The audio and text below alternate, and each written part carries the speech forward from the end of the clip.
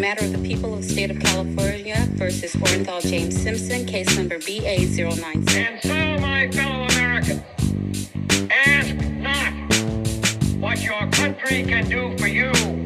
Ask what you can do for your country. Alrighty, Taylor, how are you doing? Good, How's your library going? good. He's outside making shelves, cutting wood. But he's That's going to fun. plaster. It's like a paper mache shelf. Look Okay, inside. that seems not as strong as it probably should be, but Well, it's like if it not made works, out it of paper mache, works. but it's like wood, and then he's going to plaster around it. But I think he has to like make the shelf section. Fun, fun. Well, it's progress one way or the other, right? hmm So that's hmm always a good thing. hmm For anybody listening who is used to listening to this podcast, you'll notice my audio quality is worse because my dogs ripped out and destroyed my recording equipment. So yeah, that The la happened last week. the last time we recorded, it ended with a scream and Farz's computer just like going to the side, and all I saw was like swirls of nothing, and then you left the Zoom. So I had a feeling it was bad. It was incredible. Ugh, They broke all this stuff. They toppled light stuff. It looked like a hurricane had gone through in like 1 second because I mean, they your dogs are all, huge. Yeah. yeah, they're huge and they all wrap themselves up underneath the desk, which is full of cables and cords and wires. And then if they see a squirrel, they don't really consider the ramifications of No. chasing after the squirrel that's outside the window. And I pay the price for it. So there Boo. you have it. Yeah, Well, such is life. it's okay. Cool. Do you want to go ahead and introduce us? Yes. Hello, everyone. Welcome to Doomed to Fail. We bring you historical disasters and failures, and I am Taylor, joined by Farz. I And am Farz is going to tell here. us a story.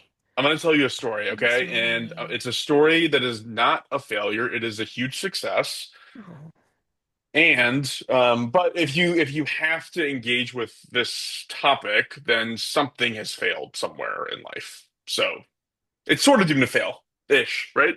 all right, I'm ready. I don't know what it is. You tell Let's me. roll with it. I'm going to talk about the origin and the history and some fun little facts about 911. Oh, fun. Yeah. I am speaking about the emergency line, not the tragedy or the Porsche vehicle. So a few It's true. things We've agreed. 911 related. We've agreed not to do 9/11, or I've said we're not doing it, We're and not you are doing it. sticking to that We're not doing it. with me. So we're going to start with what life was like before 911 was implemented nationally. And we're going to get into a little bit of conversations about like how telephones worked. I know this is really exciting, but just stick with me. It gets to, I'm building up to something here. Okay. So in the early days, the way you would place a phone call was typically you pick up a phone, an operator on the other end would say, "Number, please." And you would give them the number you're trying to reach, and then they would manually plug a cord into a switchboard, connecting your line to that line. That's the way it would work. If you've ever seen I Love Lucy, which I've watched a lot of, there's a few episodes where they do this. It's Yeah. really fun. So in those days, if you were being stabbed or mauled by a bear, you would have to go through this process, which adds a ton of time. It requires a ton of memory to do this. And so it was not an ideal system. Later on, there was a thing called electromechanical selectors, which were invented. And in that situation, you could skip going to the operator and dial the end destination yourself. In this case, it would be either the fire department or the police department.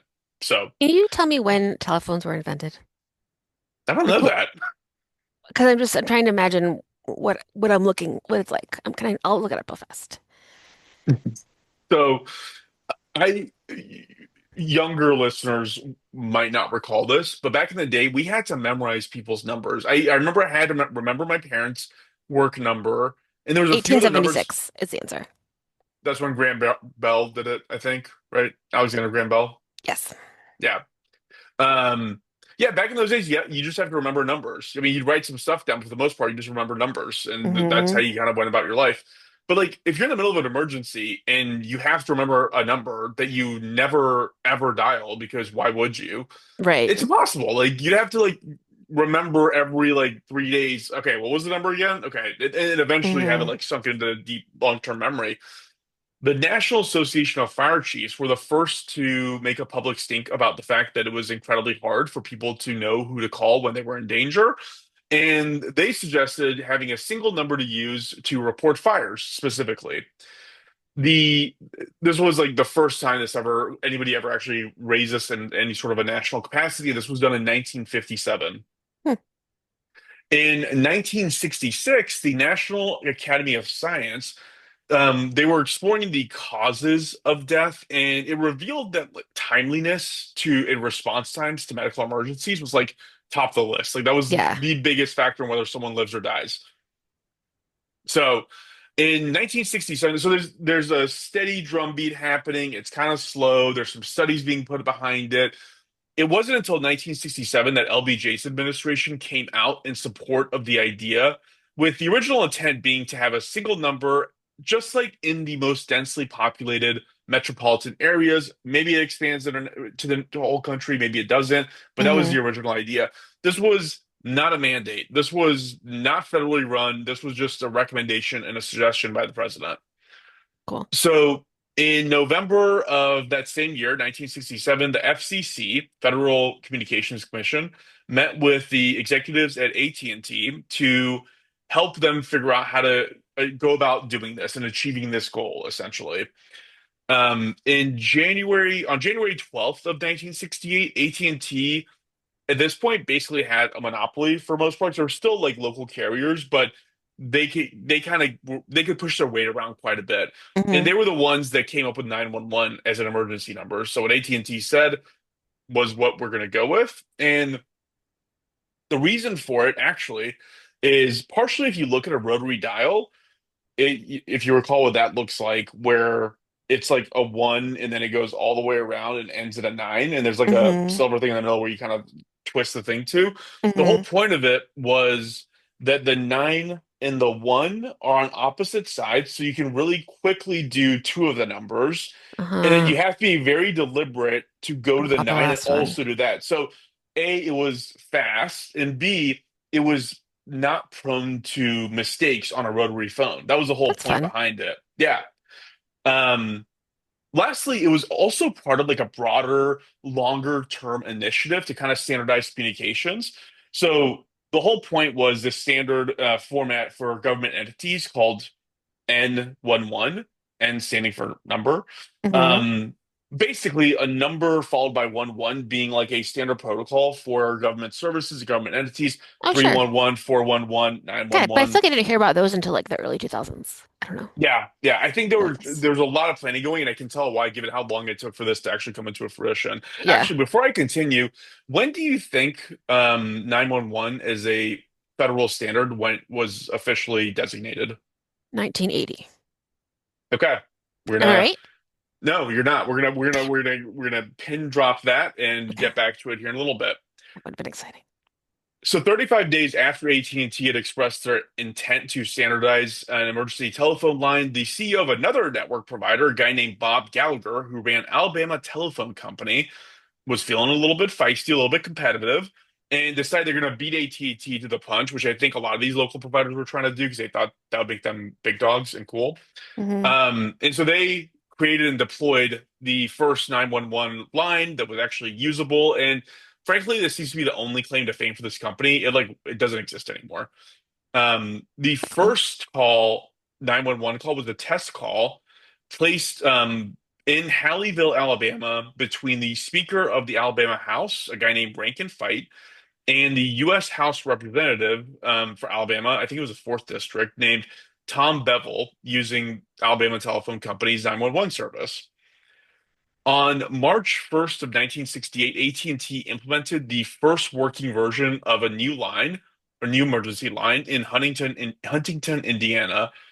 But that did not mean that everybody just immediately got access to 911. This is 1968. A little bit of backstory. Have you heard the term Ma Bell? Yes. You know what that I was means?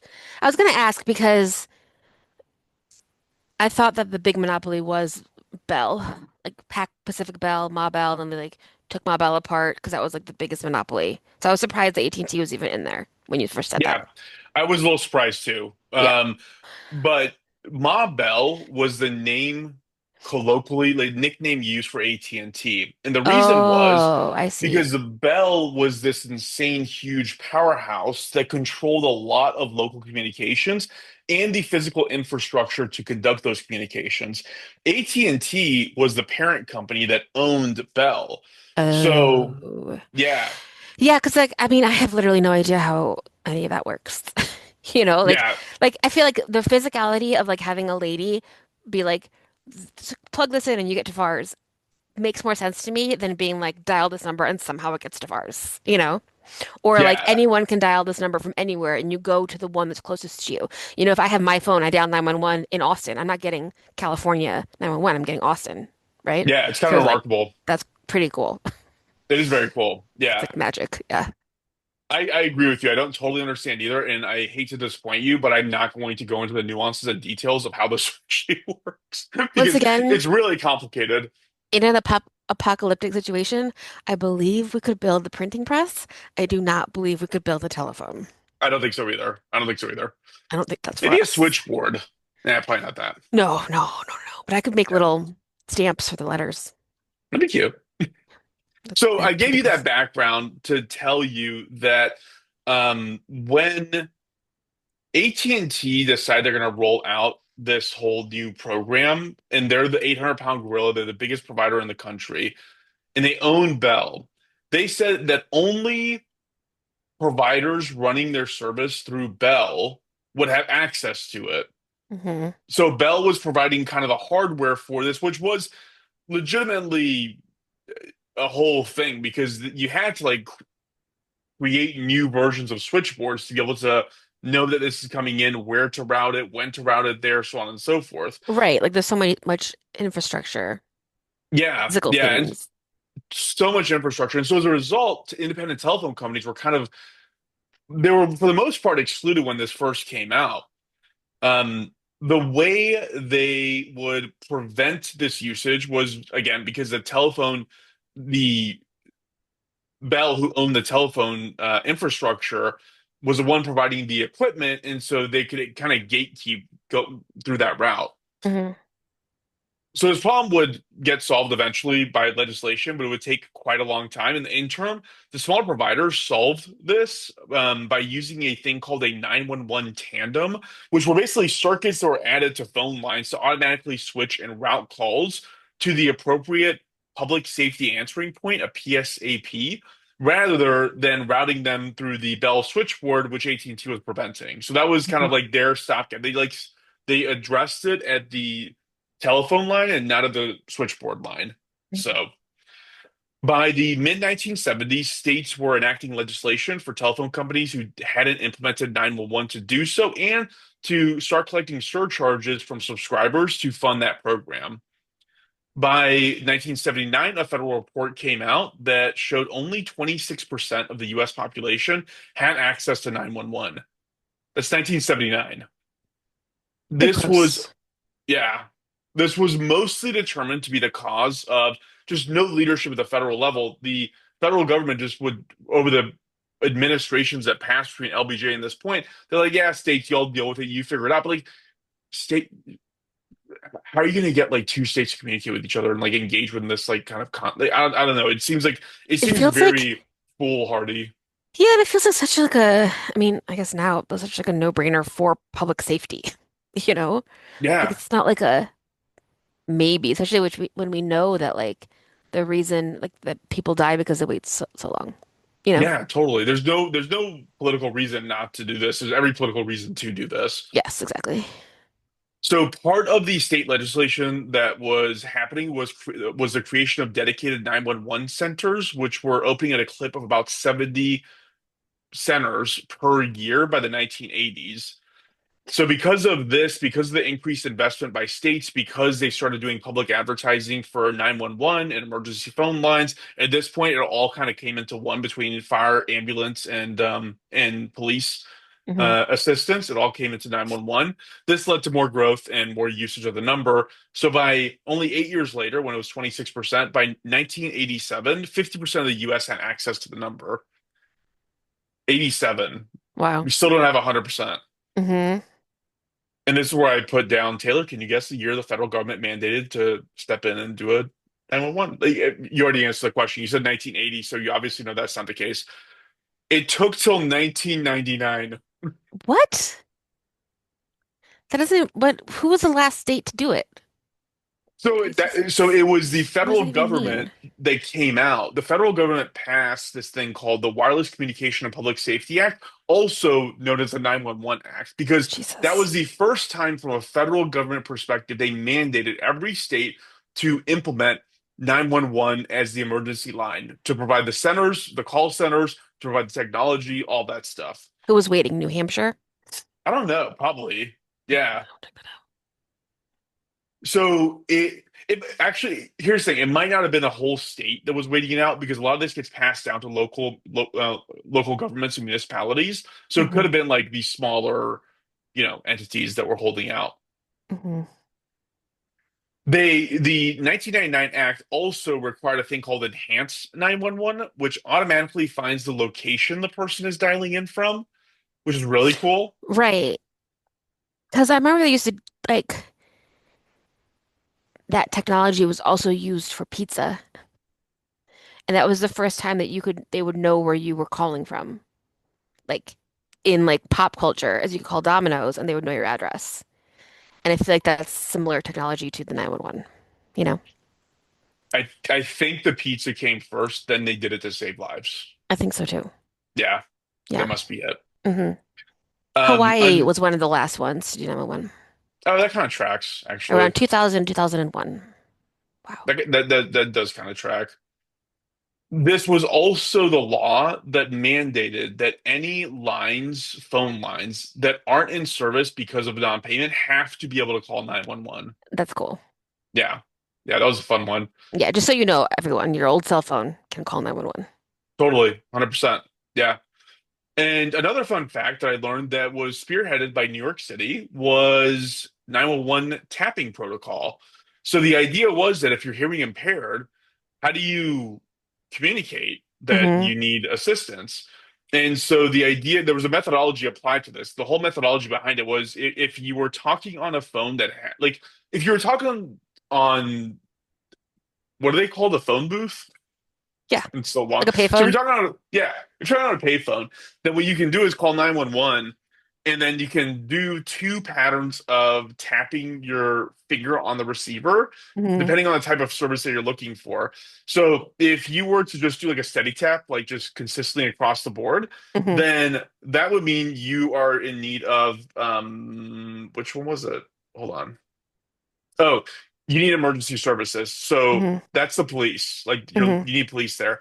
If you do a double tap, like a pattern of like double taps, Hmm. then that means you're in need of either a fire or ambulance. Hmm. And so the protocol recommends that you do the tapping for like 90 seconds or optimally until assistance arrives, because I bet it just takes a while for the operator to like grasp what's happening and Exactly. then, so. So that's kind of a unique thing that I never heard of. There's also now a thing called Text to 911, Hmm. which as of 2014 has been supported by the major carriers. Unfortunately, it's only supported by 57% of emergency centers as of 2025. Hmm. But the one good thing there is that if it's not supported, those centers are mandated to send a reply saying, this isn't supported, call the number. Well, at least they So tell you that no one's they heard tell it. you. Yeah, Yeah, exactly. But you can see why how useful that would be if like you're in an abusive situation, like just like quickly absolutely. going to the bathroom and text, like that's Yeah, incredibly handy. yeah. And my last little fun fact here is that 32 countries use 911 as their emergency line. That's 32, nice. including Canada. Yeah. Oh yeah, I was gonna check for Canada for our Canadian listeners, so we double check. That's cool. Yeah. Most of Europe uses 112. UK uses 999. There's like a bunch of different Yeah. variations there. Um, there's a An episode You're of gonna say something about Reno 911, aren't you? I was going to like I have so many funny things to talk about. There's a an episode of the IT Crowd where the number is like really really long and it's just like really funny because you just like have to like it's like a song and it's like 9 digits and it's hilarious. Um, do you want to talk about all the times that you've called 911? My daughter asks me this question all the time. I've called 911 in a bunch of fun times. One time, Really? oh yeah.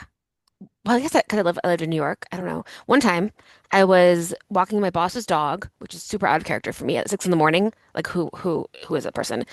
The answer is I was poor and I needed money. But I was doing that, and I walked past the Citibank, and the Citibank whole vestibule covered in blood. Seriously? And I was like, okay. So I called 911, and they were like, "Do you want to stay?" And I was like, "Absolutely not. I'd like to leave because it was dark." And I was like early, really early in the morning. And then when I kind of swung by it again later, there were police in there just like staring at it because I was like, I don't want to do this. Like covered, absolutely covered in blood. One time I called because, oh, one time lightning hit a tree in front of my apartment and ripped all of the cables off of our wall, and they were like floating in the air, and we had no all electricity went out. And I called 911, and they like the firemen like came into our house and like did all this stuff. And we didn't have electricity for a couple days. One time, I was walking with my husband to the train, and a woman got out of a taxi with like an old man, but the old man was like very big. He was like a tall old man. And he started to fall onto her, and you could tell that like something was wrong. So I like ran half a block to help her, and we like gently put him on the floor, and it was her dad, and he was like going to church to like meet his friends, and he was like very old, and he was kind of like having like a thing. So we laid him on the ground, and I called 911, and Juan went into the church and was like, "We have your friend out here. He needs help." And then an ambulance came and took him. Um, what else? A couple. I feel like I I called one time because I was on the Brooklyn Bridge and there was a car accident underneath me because I was like on the walkway and it was underneath me. I called one time because in California there was a car accident in front of us. A car like rolled across the or like scooted all the way to the left, hit the median, and then rolled across, and that was really scary. So I called 911 then. Um, I feel like maybe that's it. Have you ever called? Were you running an inventory in your head while I was doing this episode? That's a No, seriously. lot.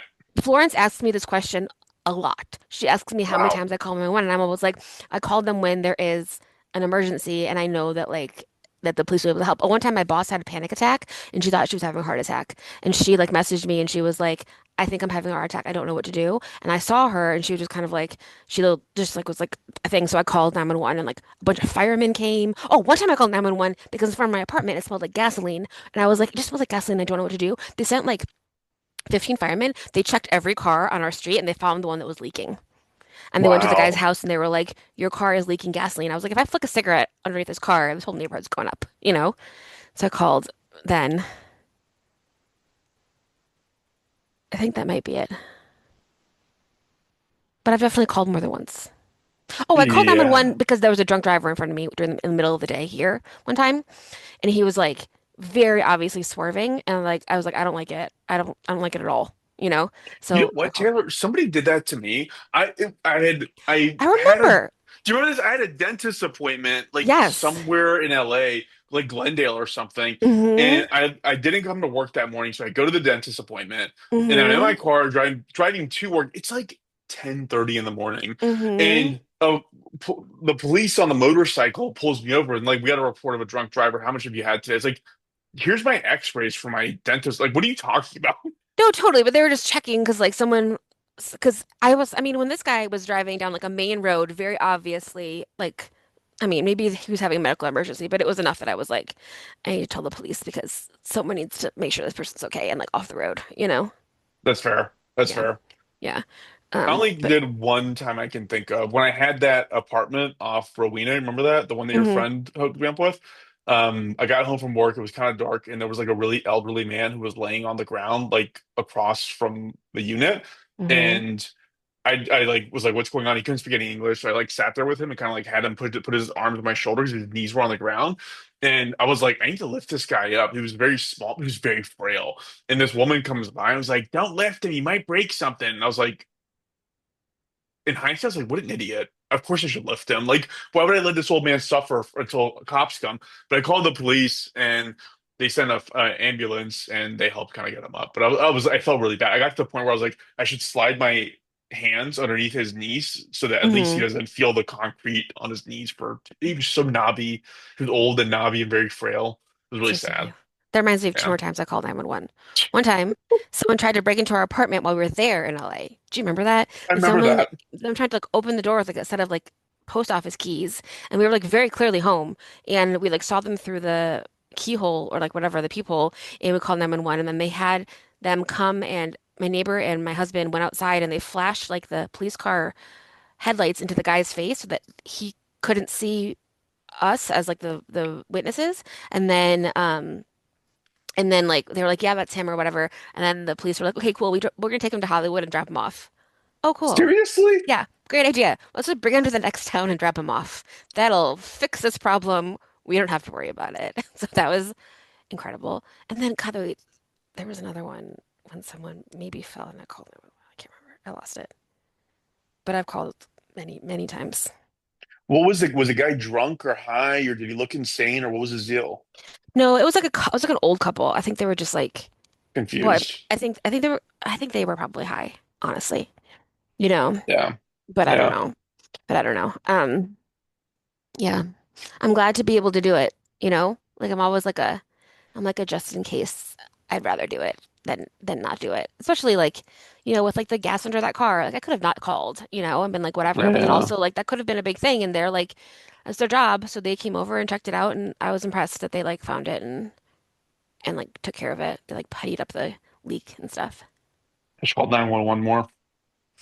No, but it's good to know that you can. I feel like I used to use 411 a lot for like information, but the internet is here, so it doesn't matter.